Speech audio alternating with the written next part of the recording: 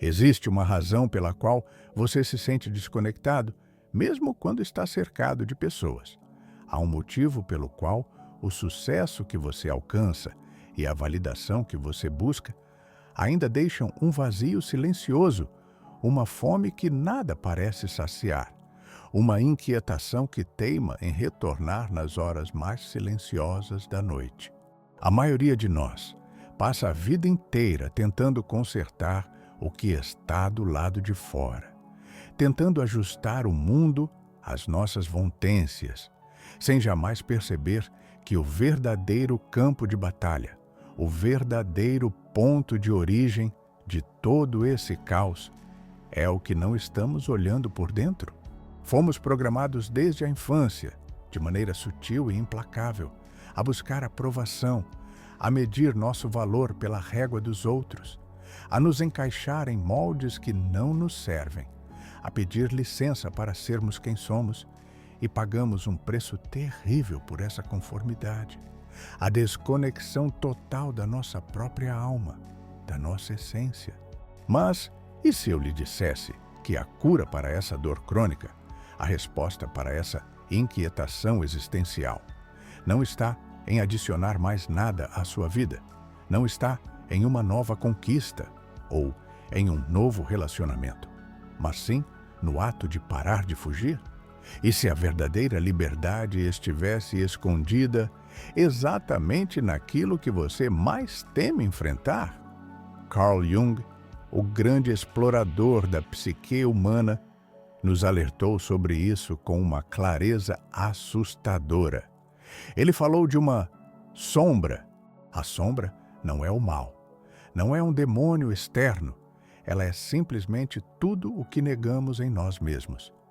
Todas as emoções que nos disseram que eram inaceitáveis, todos os desejos que consideramos vergonhosos, todas as verdades que enterramos por medo da rejeição. Tudo isso não desaparece quando ignoramos. Essa energia reprimida não se dissolve, ela se acumula. Ela se transforma em uma força invisível, um arquiteto oculto que desenha os padrões da nossa vida. É essa sombra que sabota nossos relacionamentos mais promissores. É ela que atrai, com a precisão de um ímã, o mesmo tipo de sofrimento repetidas vezes. É ela que nos faz sentir como passageiros assustados na nossa própria existência, assistindo a um roteiro que parece ter sido escrito por outra pessoa. Pense honestamente sobre a sua vida. Você já percebeu como certos padrões parecem se repetir com uma fidelidade quase matemática? Aquele relacionamento tóxico que muda de rosto, mas mantém exatamente a mesma dinâmica de desrespeito ou carência. Aquela sensação paralisante de autossabotagem que surge exatamente quando você está prestes a alcançar algo grandioso. Aquele sentimento de insatisfação crônica, mesmo quando, aos olhos do mundo, você tem tudo. Isso não é azar. Isso não é o destino. Isso é a sua sombra clamando por atenção. É o seu ser interior, sua essência verdadeira, gritando que você está vivendo uma mentira, que você se afastou demais de quem realmente é. A vida exterior é apenas um espelho implacável do seu estado interior. O que você vê lá fora é um reflexo direto do que você carrega aí dentro. E enquanto você não tiver a coragem de mergulhar nesse mundo interno, o mundo externo continuará a repetir a mesma lição dolorosa. É exatamente aqui, nesse ponto de ruptura, nesse reconhecimento de que algo está fundamentalmente errado, que a verdadeira jornada começa. Ela não começa com uma grande revelação externa, mas com uma decisão interna, silenciosa e profunda, o momento em que você ousa se priorizar. E é crucial que você entenda de uma vez por todas que priorizar-se não tem absolutamente nada a ver com o egoísmo que a sociedade condena. e que você foi ensinado a temer. O egoísmo é esperar que os outros vivam como você quer, é exigir que o mundo se molde às suas feridas não curadas. Priorizar-se, por outro lado, é finalmente assumir a responsabilidade adulta e intransferível pela única vida que você pode, de fato, controlar: a sua. É o ato mais corajoso de amor próprio. É a declaração de independência da sua alma.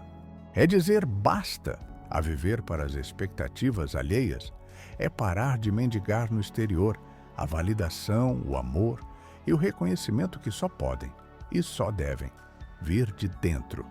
É o início do processo que Jung chamou de individuação, o caminho para se tornar quem você realmente é e não a cópia carbono que o mundo tentou fazer de você. Mas por que, se essa é a chave, tão poucas pessoas ousam girá-la? A resposta é simples e brutal. Porque olhar para dentro dói. Dói de uma forma que poucas dores externas conseguem igualar. Significa, antes de tudo, encarar as feridas que passamos a vida inteira fingindo não existir. Significa tocar naquelas memórias antigas de rejeição, de abandono, de insuficiência que moldaram quem você pensa que é. Significa, mais difícil ainda, admitir nossa própria cumplicidade em nosso sofrimento. Significa aceitar que, em muitos momentos, fomos nós que demos a permissão para que o desrespeito entrasse. Fomos nós que aceitamos as migalhas, com medo de que, se exigíssemos o pão inteiro, ficaríamos sem nada. Fomos nós que silenciamos nossa intuição, que nos traímos repetidamente para sermos aceitos. É infinitamente mais fácil culpar o mundo, culpar nossos pais, culpar o sistema, culpar o passado. E embora tudo isso tenha seu peso, a responsabilidade pela cura é exclusivamente sua. E aqui está uma verdade fundamental. A cura emocional não acontece em ambientes tóxicos. Ela não pode ocorrer enquanto você continua se cercando voluntariamente exatamente daquilo que te fere. Você não pode curar o pulmão se continuar fumando. Você não pode curar sua alma se continuar permitindo que as mesmas dinâmicas venenosas se repitam. A cura exige uma ruptura.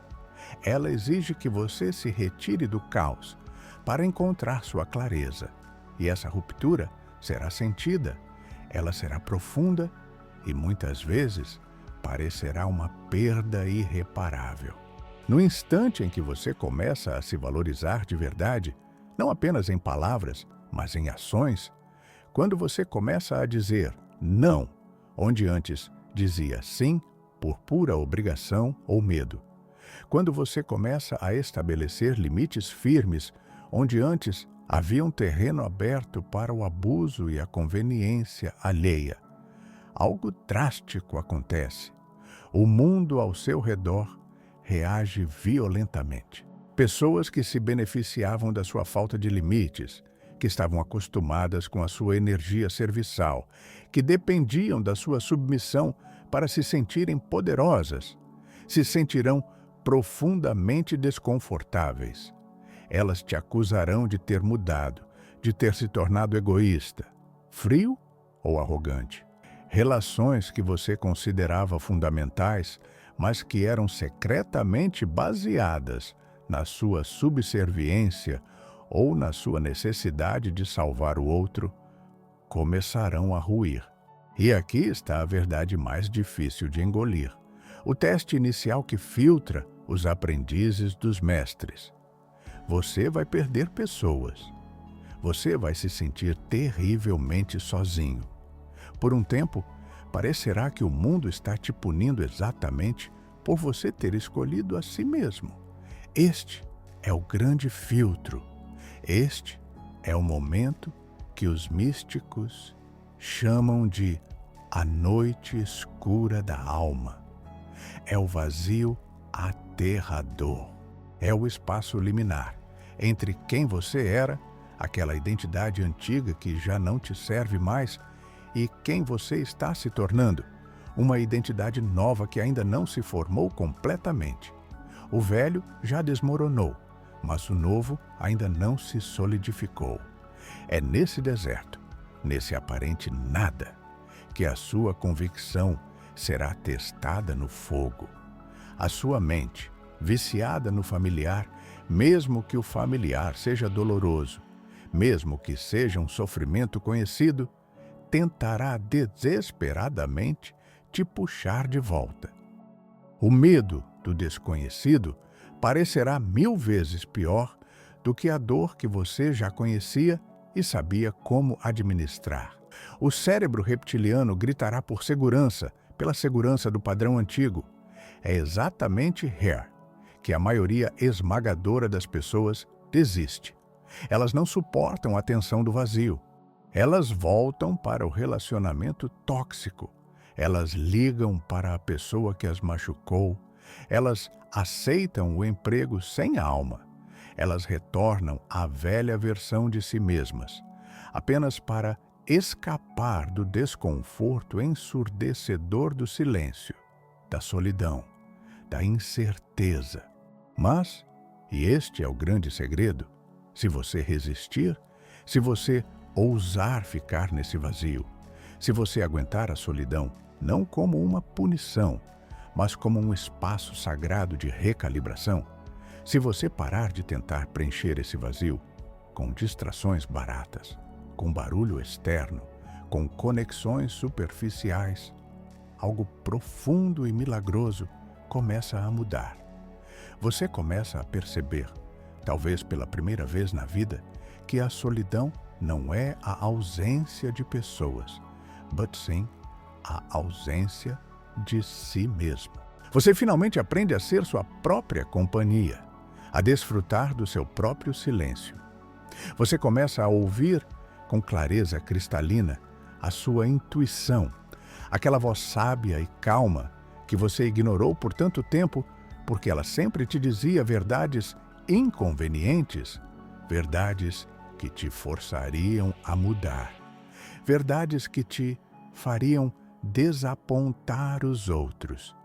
Você para de lutar contra a sua sombra, para de tentar matá-la ou negá-la e começa o processo sagrado de integração.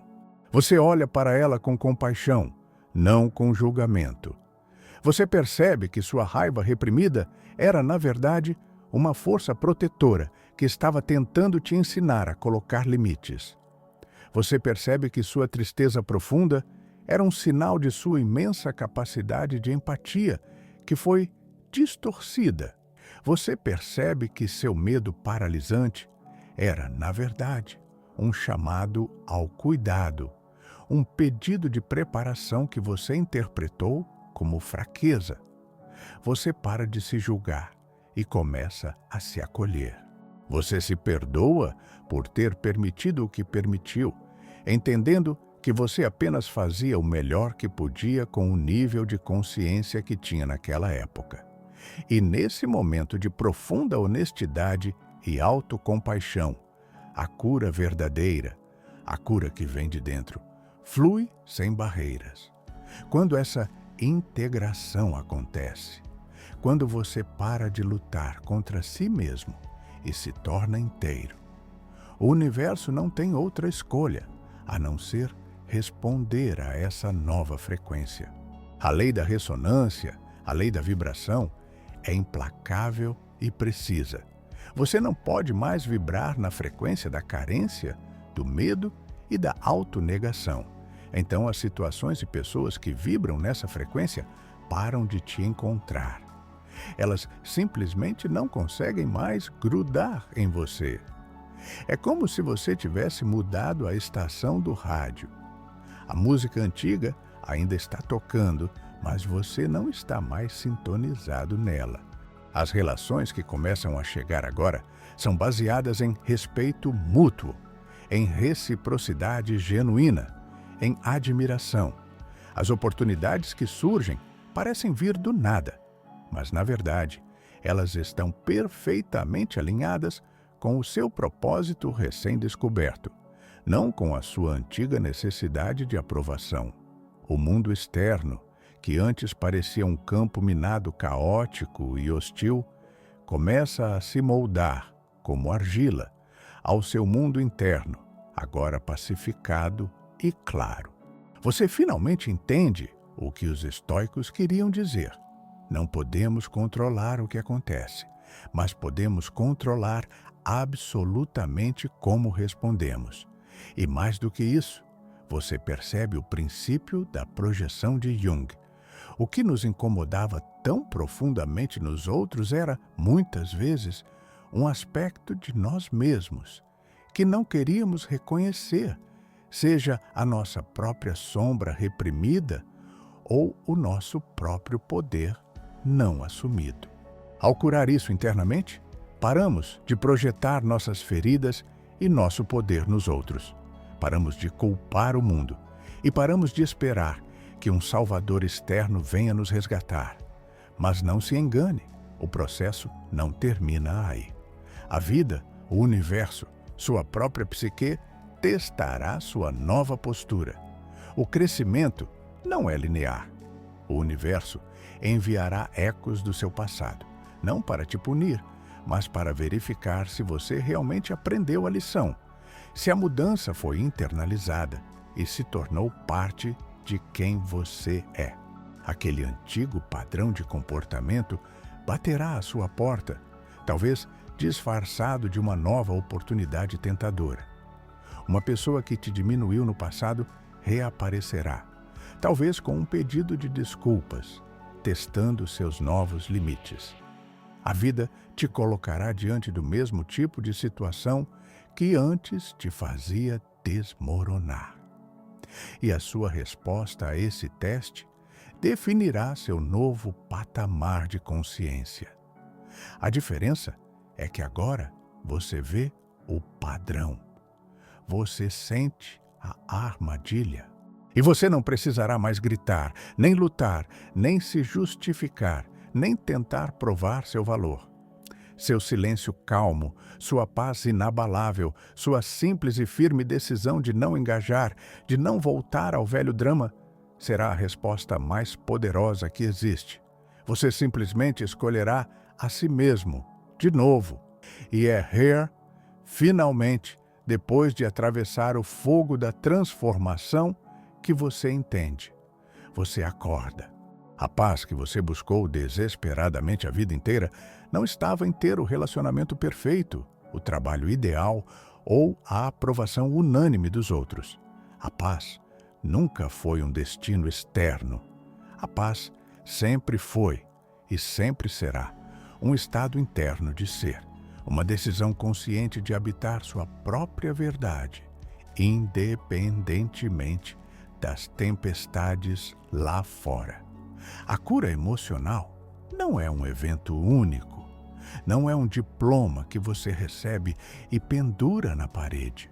É o processo contínuo, diário e, por vezes, cansativo de se escolher, repetidamente, dia após dia, sem culpa e sem medo. Você para de olhar ansiosamente para fora, porque descobre, com uma certeza que arrepia a alma, que tudo o que você precisava, todo o poder, todo o amor, toda a validação, toda a segurança, já estava dentro de você o tempo todo, esperando pacientemente que você parasse de procurar em outro lugar. Você não é mais uma folha ao vento, reagindo passivamente ao caos do mundo.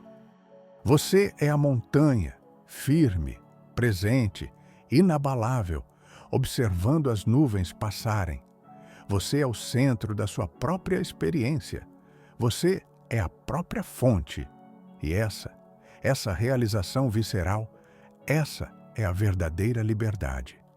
Essa é a essência do despertar.